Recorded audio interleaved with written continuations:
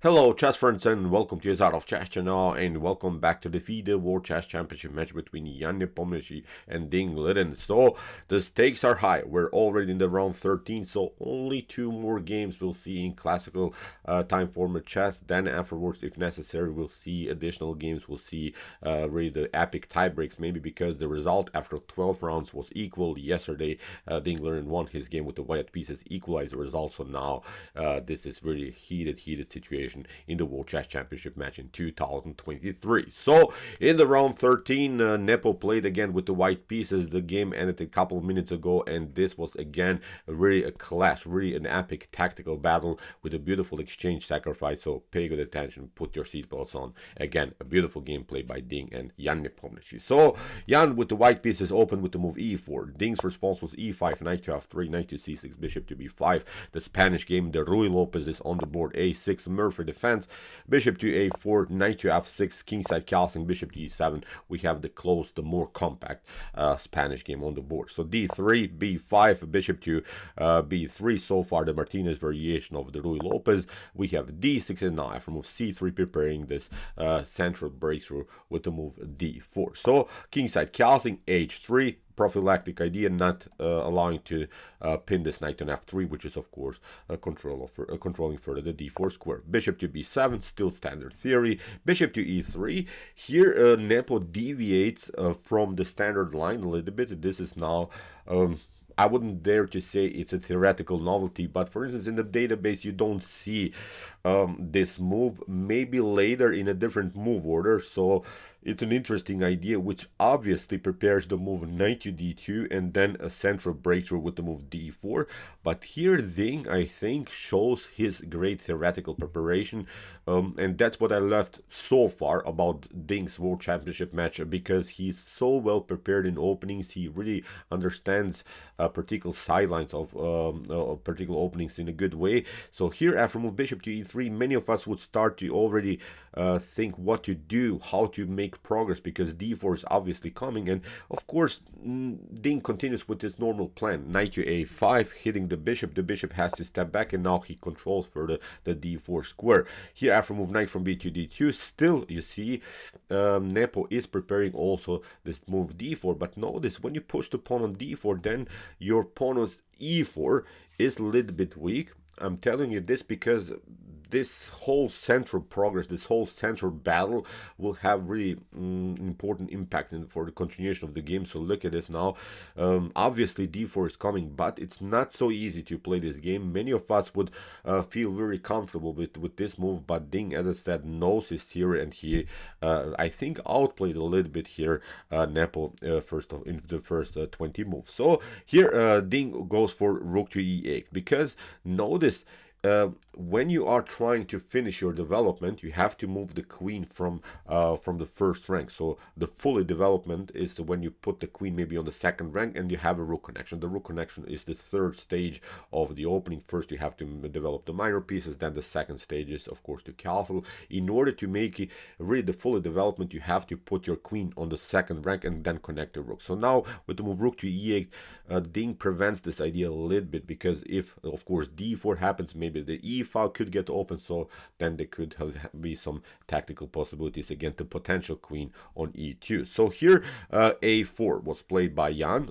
trying to undermine here this queenside expansion that Ding has here. We have h6, and now after move d4, the game is becoming really dynamic. Notice, okay, you will eventually maybe create some weaknesses in black's position, but you have for yourself some weaknesses, especially the weak square on c4 bothers me a little bit here in white's position. In the game, Ding accepts the challenge, says okay, e takes d4, c takes d4, c takes d4, and okay, mission accomplished maybe for Nepo. He has created now a weak pawn on d6, but notice he has left also many spaces behind. b4 square is weak, b3 square is weak, c4 square is weak, and also I think we can agree that also the e4 pawn is weak. So the position is already about equal, but I would dare to say I would love to play more this game from Black's perspective, because I have clear targets. I have really opportunities to attack, and especially around the square c4. Now look at this, after move knight to d4 that pardon me, Jan Nepomniachtchi played. Ding goes for the very aggressive knight to c4, attacks now immediately the bishop on e3. You have to make a reaction after knight to c4, b takes c4. Here, I think Black should be even slightly better. Look at this. Okay, you have the weak pawn on d6, you have the weak pawn on c4, but Ding has opportunities here to attack the pawn on e4. Has also some progressive ideas around the square b2. If the rook comes on on the b file, then the b2 is really a weak pawn, and there's not so much that you can do here. I've searched for opportunities how to counterplay, how to defend, for instance, this pawn on e4. Now for white, you have two methods. You can play, of course, f3, and you can play also queen to e2, maybe play a counter attack against this pawn on c4. Let's see both options. In the game, f3 was played by Nepo. Even if you play, let's see, the other solution, queen to e2, then rook to c8 is going to happen, protecting now the pawn on c4. And now if you finally connect this pawn on the f file to the pawn on the e4, then look at this. Bishop to f8 is so dangerous. The queen is again getting lined up against the rook, and now I'm not seeing good ways how to make counterplay anymore for white. You can play maybe knight to f5, but the d5 is coming, and now the position is exploding already here. The evaluation is even already much better here for Black. Really well stuff. You can maybe play rook from a to d1, but it's not so easy. Rook to c6 can happen. We can get the queen out of the range, so really already a tense game now. It would have been. But here Nepo played f3, simply protected the pawn on e4 immediately, didn't play this counterattack against this pawn on c4, and here Ding is again announcing this beautiful d5 move. And notice now, when you haven't played the queen on e2, that the bishop is a little bit loose on the board. It's not connected to anything, so that's why Nepo has to now lose another tempo, because d5 is coming for sure. And Ding continues with his plan, d5. Here the evaluation is already about +1 in Black's favor, which is really crazy when you think about it harder. This is a Ruy Lopez game. There have been played millions and millions of games in chess history in this opening, so as I said, we're in move 19, and the Ding already took over in the game, which is really crazy, with the black pieces in such an important World Chess Championship match. So after move e takes d5, look at this, knight to d5. Now everything is playing in a beautiful harmony here for Ding. The knight is centralized. The bishop has a good activity. This bishop will eventually come into the game. Rook on the open file. This rook will get on c8. The queen has a certain flexibility, especially I love maybe the opportunity when the queen comes on g5. So every piece now of Blacks is simply playing in a beautiful way. After move bishop to e4 that Nepo played, now Ding makes maybe his first inaccuracy in the game. He plays now the move rook to e5. And this move is really crazy. Obviously, Ding wants to play rook to g5 or maybe even rook to h5 if the position allows it. Although this move is evaluated as inaccuracy by top engines, I still like this move, because whenever you play with your rook in an early stage of the game like this, you can expect that this rook will be sacrificed for something. So when I saw this move, I was really happy, because the dynamics were really getting higher and higher in this game. Rook to e5 is really an announcement of a beautiful, sharp tactical game. Although maybe rook to b8 when it comes to computer evaluation was better, hitting simply the weak pawn on b2. Of course, not directly, but in the next couple of moves, this pawn could be a huge problem. For instance, you play queen to c2, now to maybe even to attack the weak pawn on c4. But look at this, how dangerous really the position would have been now if Ding would have played maybe the move rook to b8. Again with the ideas, queen to g5 is now opportunity, bishop to d6, getting the bishop on a beautiful square. So again, simply good opportunities only here, I think, for Black. But okay, Ding played the slightly more inaccurate rook to e5, but I still like this move because it creates really a beautiful tactical position. So in the game, rook to c1, Nepo is desperately trying now to attack this weak pawn on c4, but it doesn't matter. Rook to c8, now again Ding has protected everything, and now he's getting also the rook into the game. Now Jan makes a risky move, knight to e2, and this is not so good, because you're getting your pieces lined up against the rook. So both of these minor pieces are on the e file. So for instance, if f5 happens in a good way and maybe you play a certain battery, then there could be huge tactical problems. So the knight on e2 could be lost. So knight to e2 was an idea to get maybe a new defender into the game, but it was risky. This wasn't the way to go. A better way was simply to play rook to c2, going, if you have attacked already the opponent c4, then continue to pressure it with the move queen to c1. Still your pieces are centralized, so nothing spectacular is also going so far in the game. But as I said, maybe with a counter attack, Nepo could have had here a good opportunity maybe here on the queen side. But he played the risky move of knight to e2, and now Ding doesn't react correctly. I think when you have played on some attacking chances on the e file, then you have to keep your options to get your pieces included into the game. Now Ding plays queen to e7, and this wasn't good. It's not a mistake or blunder that will cost him the whole game, but look at this. With the move queen to e7, you're blocking out your dark square bishop on f8. The dark square bishop has such a beautiful activity. It can come on c5, it can come on on d6, it can come on b4. So now when you play queen to e7, you're taking the whole activity of the bishop away. Look at this. A better way, if you are trying to play the battery, was to play queen to e8, simply getting the queen on a different square. You're keeping the tension on the e file. As we said, there are some tactics maybe with f5, but you're keeping also your bishop in the game. This was the way to go. For instance, if you play rook to e1 now in order to counterplay, then we can play rook to d8. The queen is getting attacked, and notice that the queen doesn't have so many good squares. So again, it would be a messed up game, I think, here for Jan. So for instance, I wanted to show how tactically rich already the position could have been, because for instance, after move queen to e8, if you try something like bishop to g3, if you try to kick away this rook from the center of the board, this isn't good, because you're leaving also some weak squares now in the position. For instance, you can play queen to e1, but look at this monstrous tactical shot that could have been maybe played if Ding would have played maybe the move queen to e8. This is a line that I've studied at home a little bit. I wanted to see what are possibilities here already in this open game. We have here king to g2, and look at this. We can even sacrifice the rook for the exchange. That's the problem when you play the move knight to e2.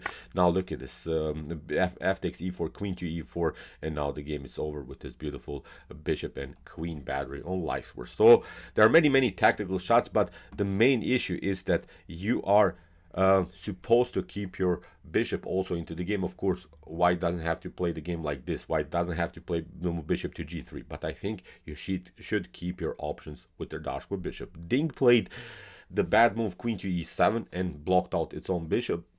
It's not bad, as I said. Ding is not losing the game because he played this one, but he had better opportunities now in the continuation of the game. Queen to d4. Now you see how problematic it was.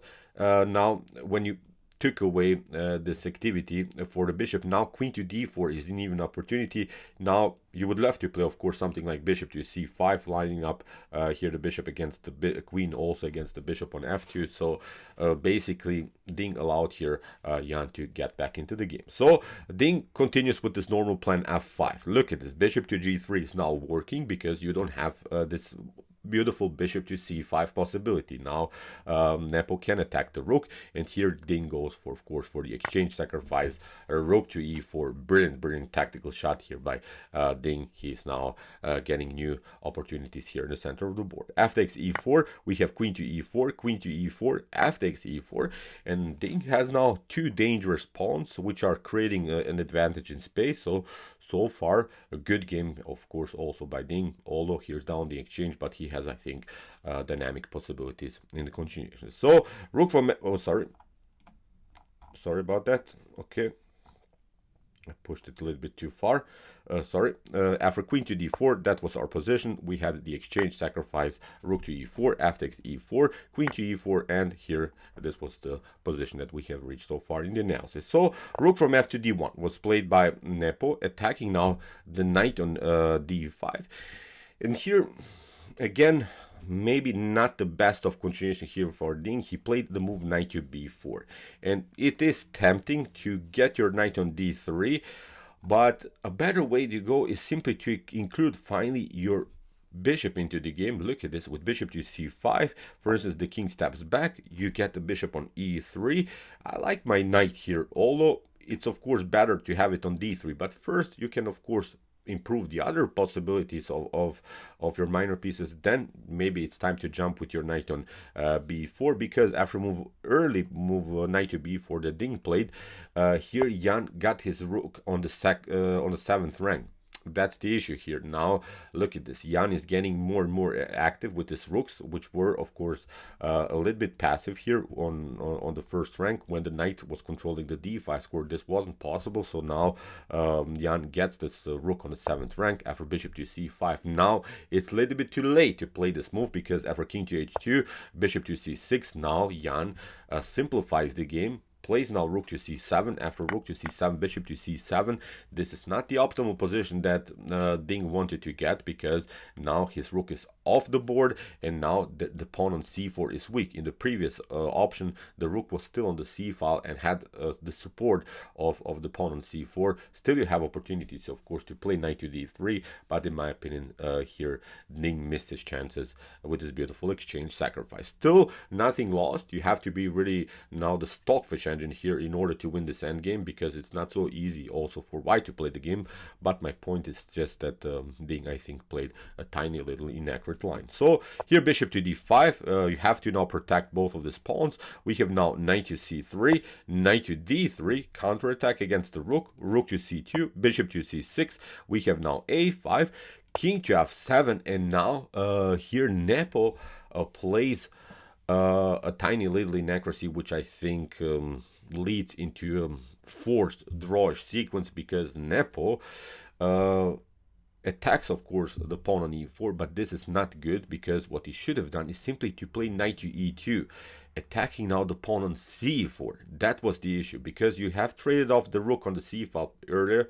Now the c4 pawn is weak. You have to play now bishop to d5, but now with knight to f4 you can simplify the game and you can trade off further pieces, and you can trade off, the most important thing is here that you can trade off the knight from the square on d3. If you don't play that, then of course we'll simply pick up the bishop, and then we will eventually pick up the pawn on c4. You have to now trade off the knight on f4, and after bishop to f4, this is a different story. If this bishop on d5 would be maybe here on d3, then we can talk about the drawish position. Now when the bishop is simply behind its pawn chain with rook to d2 and similar stuff, and with maybe further trades of bishop, what we want to do is maybe to trade off now the Dashko bishop for the Dashko bishop on c5. This is not, I think, a drawish position anymore. I would dare to say this could be a winning position here for white. But after move rook to e2, Nepo attacked the wrong pawn, sort of. Now here we have knight to c1 by Ding, attacks now the rook on e2, which is again not the best of choices. He should have simply allowed here after move rook to e2, he has to play king to e6. After something like bishop to b6, bishop to d6 can be played, or if you play, for instance, knight to e4, bishop to e4, rook to e4. The problem is now after king to d5, you can maybe include the rook into the game, but now your pawn is hanging here on b2. So this was the way to go for Ding in order to stay in the game. If you play after king to d5 something like rook to e2 in order to protect now the pawn, then still with bishop to d4 we can attack it many times, and this is still, I think, a drawish position. Maybe in some lines even better for black, because this pass pawn could be really then dangerous in white's position. But Ding played knight to c1, and again after rook to e2, Jan doesn't react correctly. Again, he should have gone for this line, rook to c2, and after knight to d3, again with this idea knight to e2, the move that we have discussed before, attacking the pawn on c4, and now after bishop to d5, again go for this line knight to f4, trading off the knight, and now after bishop to f4, as we said, this could be, I think, a good continuation here for Jan Nepomniachtchi. So Jan missed, I think, his endgame chances here. He probably didn't even see what's going on now. Of course, this is a tense game, but I think maybe Magnus Carlsen would play this line for sure. I'm not sure, but look at this. This was his chance, his big chance to really seal this game in the round 13. So after move rook to e1 that Nepo played, knight to d3, rook to e2, knight to c1, rook to e2, and both players agreed to a draw after 3 times perpetual position. So it was a draw in the round 13 between these two top grandmasters. So what to say? Ding took over, missed his chances. Then Jan took over, missed his chances. When it comes to fully game, I think it was a fair draw, but I think Ding had great chances here, especially with the smooth queen to e8, where he could have kept his chances, where he could have kept his activity on the e file. Then he played a couple of inaccuracies where Jan should have played probably more accurate. He had still enough time on the clock, I think. So, okay, it was a draw. Still one more game has to be played in the World Chess Championship match tomorrow. Liren will have the white pieces against Jan, maybe, and as I said, we'll have additional games. Maybe we'll see also the epic Armageddon game in the World Chess Championship match. So, okay, I hope that you enjoyed the game. Interesting ideas of the Martinez variation of the Ruiz Lopez for sure. If you want to see more games from this chess event, check out our coverage so far. Here's the link of our World Chess Championship match between Jan and Liren. And if you like this content, don't forget to subscribe to my channel. See you soon with some more videos, and what's to say, chess is the best, of course.